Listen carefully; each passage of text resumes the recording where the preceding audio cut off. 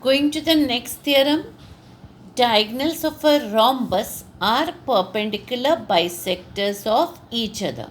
Now, before we go ahead, first let us see what is a rhombus.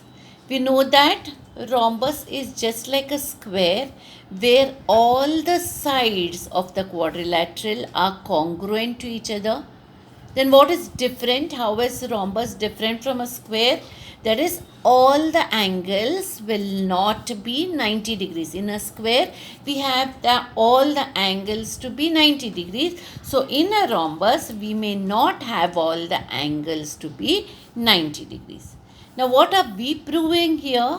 We are proving that the diagonals of the rhombus are perpendicular bisectors of each other. So we have a rhombus here. Quadrilateral EFGH is a rhombus. So given quadrilateral EFGH is a rhombus. If you look at the sides of this rhombus, you will see single lines marked on each of them. What does it show? That the length of the sides of all the length of all the sides are equal to each other in a rhombus. Okay, so side EF is equal to side EH equal to side FG equal to side GH. Okay, now what have we to prove? That the diagonals are perpendicular bisectors of each other. First, let us see which are the diagonals of this rhombus. Diagonal EG and diagonal FH. If they have to be perpendicular bisectors of each other, then diagonal EG has to be perpendicular bisector of diagonal FH, and diagonal FH has to be perpendicular bisector of diagonal EG. So what do we write in to prove? Diagonal EG is the perpendicular bisector of diagonal HF, and now we have to write the opposite. So first we wrote EG is the perpendicular bisector of diagonal HF. So now I will write diagonal HF is the perpendicular bisector of diagonal EG. Now let us go to the proof. We have segment EF. Okay, where is segment EF? This one. Segment EF is congruent to segment EH. We will take each of these. Same way we will take each of these. So one pair here and one pair here. So segment EF congruent to segment EH.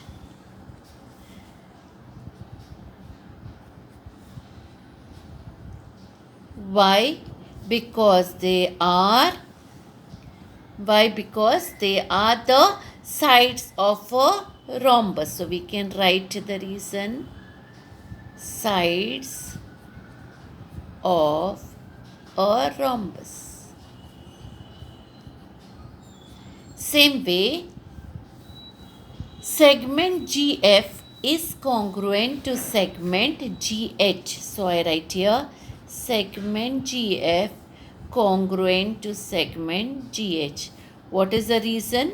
Because these also are the sides of a rhombus. So I'll write here sides of a rhombus. Now, what do we state? You see the statement here.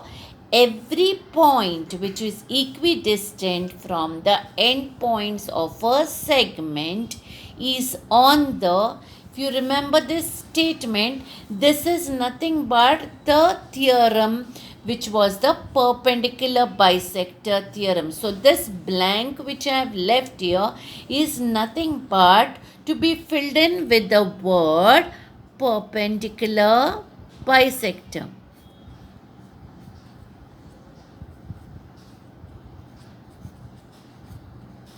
Okay, so again we'll state this theorem.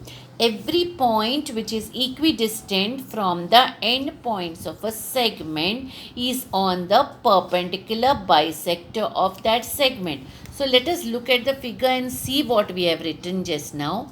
We said segment EF is congruent to segment EH. That means this point E and is equidistant from the point F and from the point H.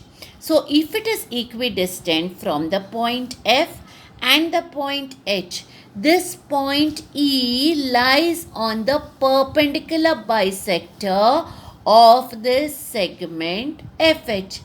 Similarly, we also said that segment GF is congruent to segment GH. It means that this point G is equidistant from the points F and H. So, this point G also lies on the perpendicular bisector of the segment FH. So, if point E and point G both lie on the perpendicular bisector of segment FH, we can say that EG is the perpendicular bisector of segment FH. Okay, so that is what is written here. Again, we'll see the proof. We said that one pair of sides are congruent in a rhombus because they are sides of the rhombus. Then we took the other pair. Again, we said that it is sides of a rhombus. That's why they are congruent. Then we stated the perpendicular bisector theorem, which said that every point which is equidistant from the endpoints of a segment is on the perpendicular bisector of that segment. Then I told you, therefore, point E and point G are on the perpendicular bisector of the segment. Why? Because both of them are equidistant from the endpoints of the segment, that is, point are on the perpendicular bisector of the segment. Which segment? Look here. We said that this point E and point G, they are on the perpendicular bisector of which segment? Segment FH. So that I have to write here, perpendicular bisector of the segment FH. Also, one and only one line passes through two distinct points. Here we had through two distinct points, point E and point G. Look at the figure. We had 2 points here, point E and point G. I cannot have more than one line passing through point E and point G, just one line. So, only one line passes through point E and point G. Therefore, line EG will be the perpendicular bisector of diagonal HF. Now we know that this line EG is nothing but the diagonal of the rhombus. So here we will take that, we can write now diagonal EG. Instead of writing line EG, we now write diagonal EG. So diagonal EG is the perpendicular bisector of diagonal HF.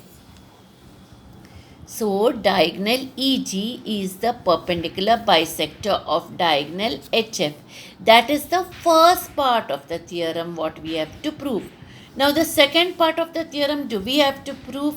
We don't have to prove. We just say, similarly, we can say that diagonal HF, or similarly, we can prove that diagonal HF is the perpendicular bisector of diagonal EG. So see here, we write like this. Similarly, we can prove that diagonal HF is the perpendicular bisector of EG, or we can write of diagonal EG, because that also is a diagonal of diagonal EG, and then conclude the theorem.